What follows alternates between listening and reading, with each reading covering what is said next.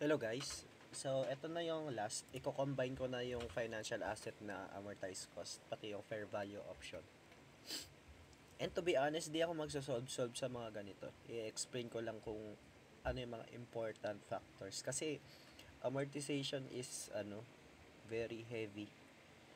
And like, I'm sure, kung hindi strong yung foundation nyo sa receivables,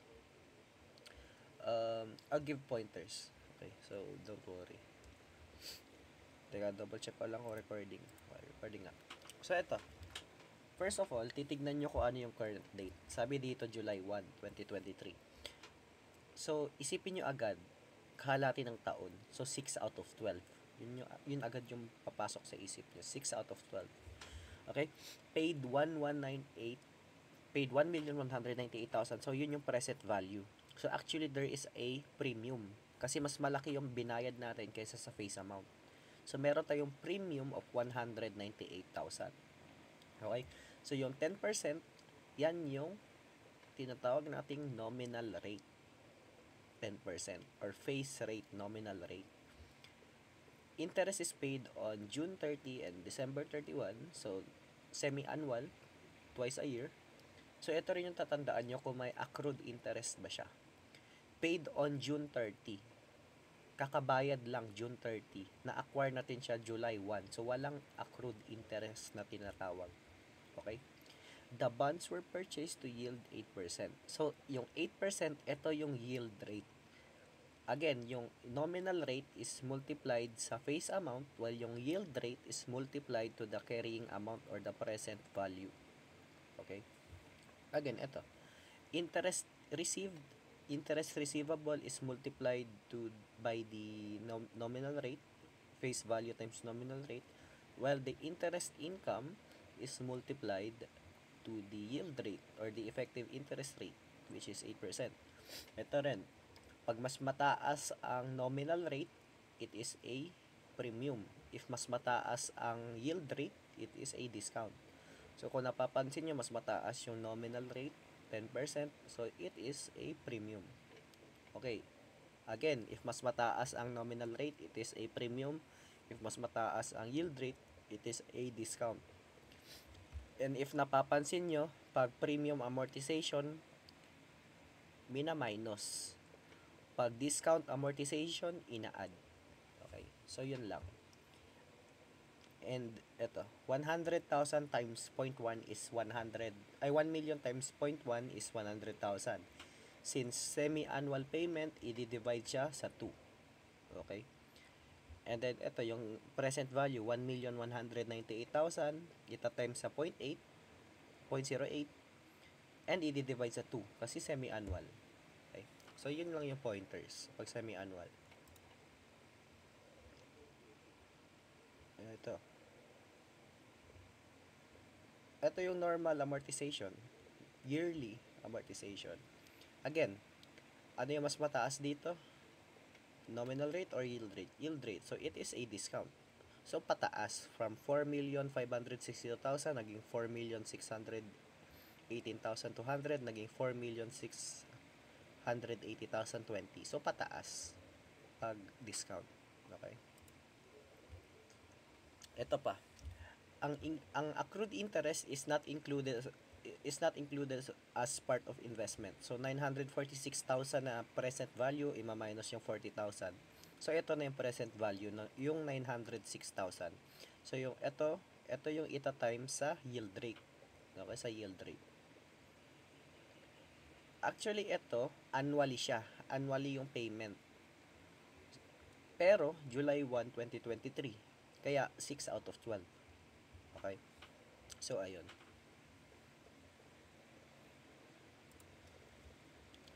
Next, parang same lang din. Amortization practice lang. Diba? Pero dito walang table. Ganito yung short na computation. Okay. Actually, ito yung yung serial bonds ba to? Kasi nagbumabayad ng principal 2 million annually. So, ayan, pababa. Pero hindi siya serial bonds. May isa pang column yan, yung principal. So, principal, interest receivable, interest income. Tapos amortization. Tapos present value. So, instead na ganito, oops, nawala.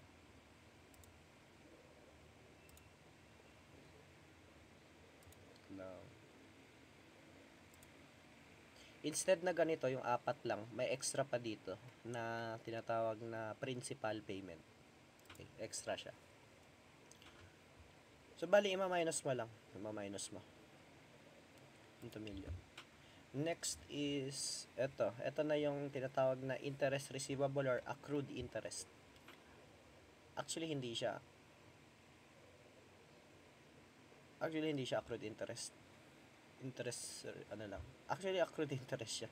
Pero, interest receivable yung tawag. Okay. So, July 1, 2023.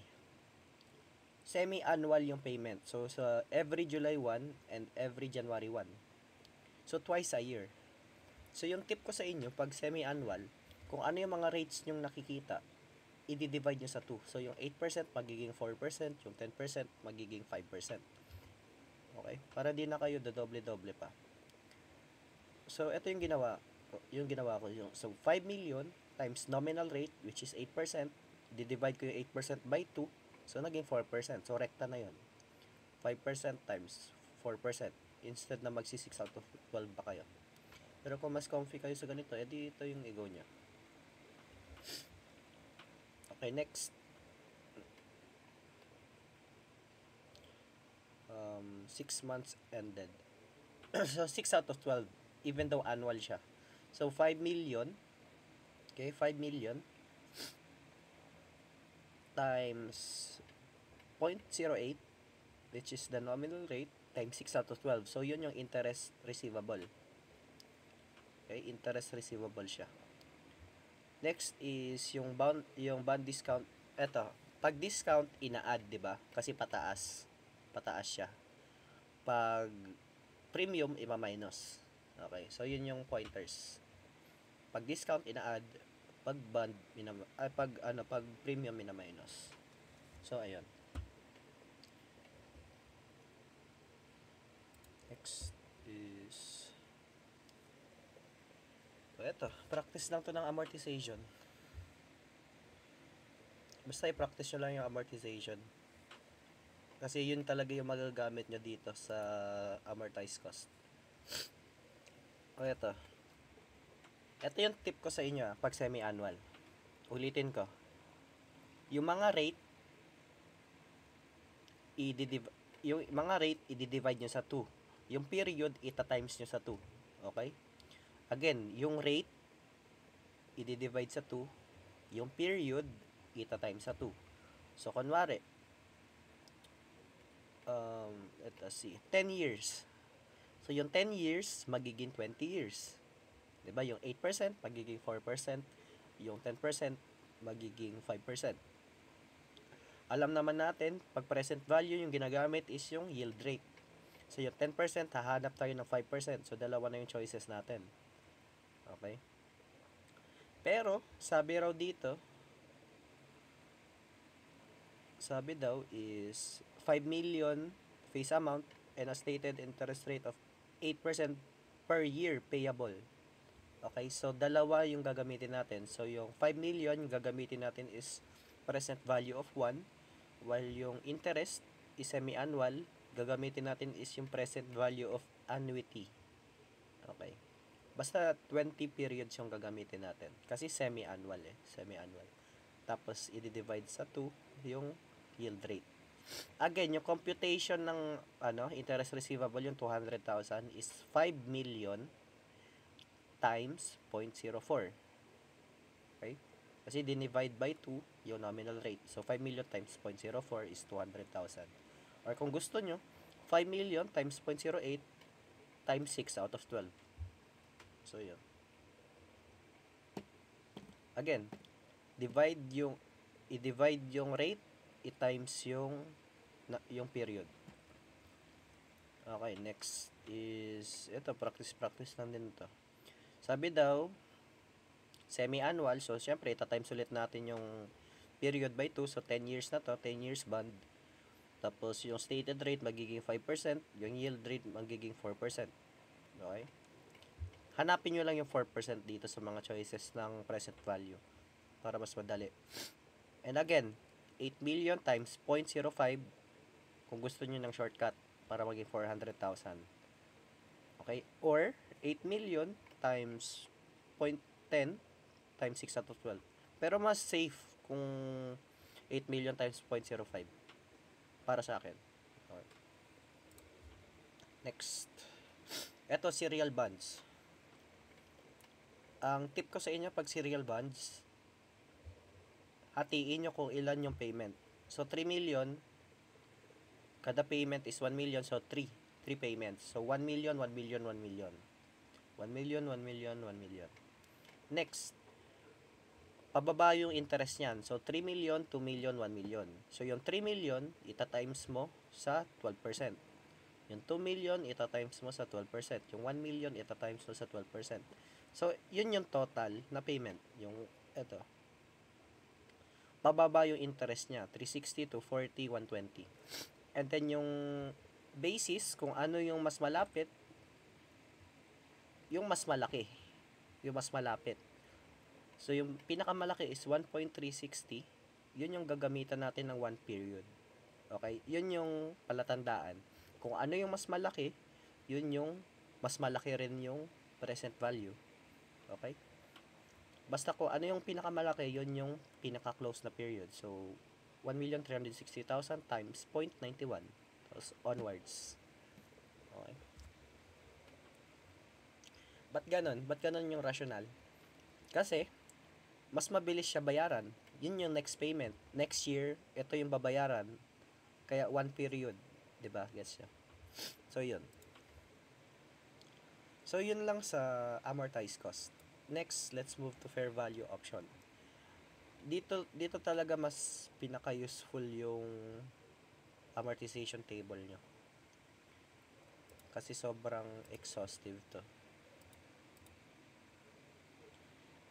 Actually, skip natin tong problem kasi may mas anong problem mamaya. Pero ito yung mga problem. Yan. Kasi 3 pages to eh.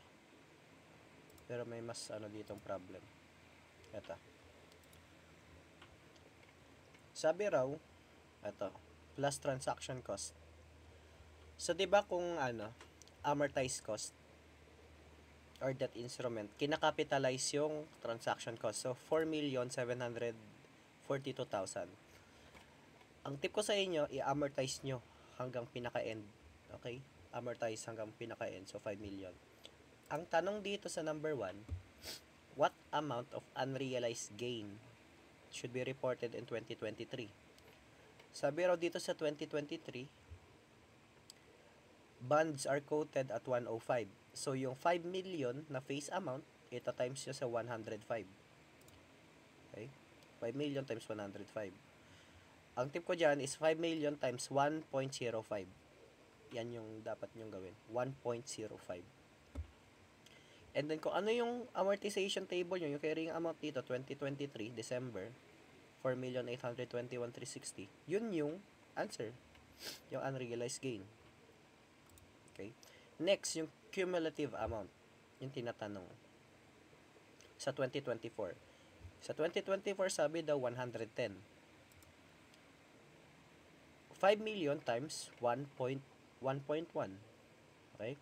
And yung 2024, 4,907,069.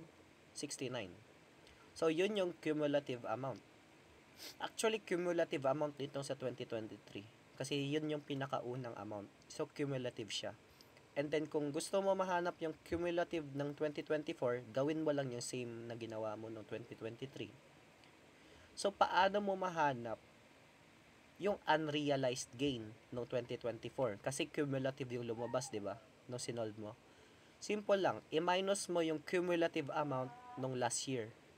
So, yung cumulative amount ng last year, i-minus mo sa cumulative amount ng current year.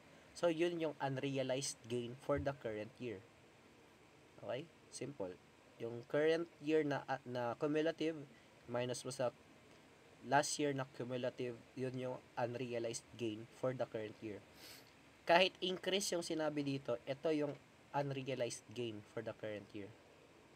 Okay? Tapos sabi daw dito, tinatanong yung interest income for 2024. Yung makakasagot niyan is yung amortization table nyo. Ito, same lang din. Unrealized loss, again, tip ko sa inyo, i-amortize nyo hanggang matapos. Unrealized loss. Since ito yung pinakaunang date, unrealized loss yan. Okay, unrealized loss. Second, tinatanong is yung unrealized loss for the next year. Paano yun? So, isa-solve muna natin yung cumulative amount ng current year, which is yung carrying amount dito. Tapos yung sa 2024, sabi daw dito sa 2024, 90. So, 4 million times 0.9 is 3.6 million. Tapos ito, 4,073,878. Okay? So, yun yung cumulative unrealized loss. Now, paano natin mahanap yung unrealized loss ng current year? Ang current year na cumulative, ima-minus natin sa last year na cumulative. So, yun yung increase. So, basically, cumulative minus cumulative is the increase. Or yun yung unrealized loss. Okay. Basta kung rekta mong minus yung yung quoted sa same, cumulative na yun. Okay? Ito, December 2023, 95. December 2023, 4142480. Tapos 95. Cumulative na to. Tapos same lang din, yung 4073878.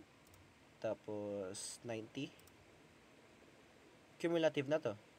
So, paano mo mahanap yung increase? Minus mo yung cumulative na to, minus mo yung cumulative na to, edi ito yung increase. Diba? The increase in unrealized loss is reported. Yan. Question number 3 is cumulative loss in 2024. Edi ito. Yung 473. Ito naman yung increase, yung sa baba. Pag minus mo yung dalawang cumulative. Now, what is the carrying amount on December 2024? Edi 4 million times 0.9. Kung ano yung fair value ng bond, yun yung carrying amount. Okay? Kung ano yung quoted, ito yung fair value palagi or yung carrying amount, yung quotation.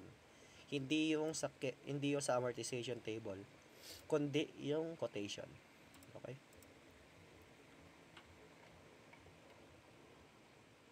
Actually, same lang din ata to.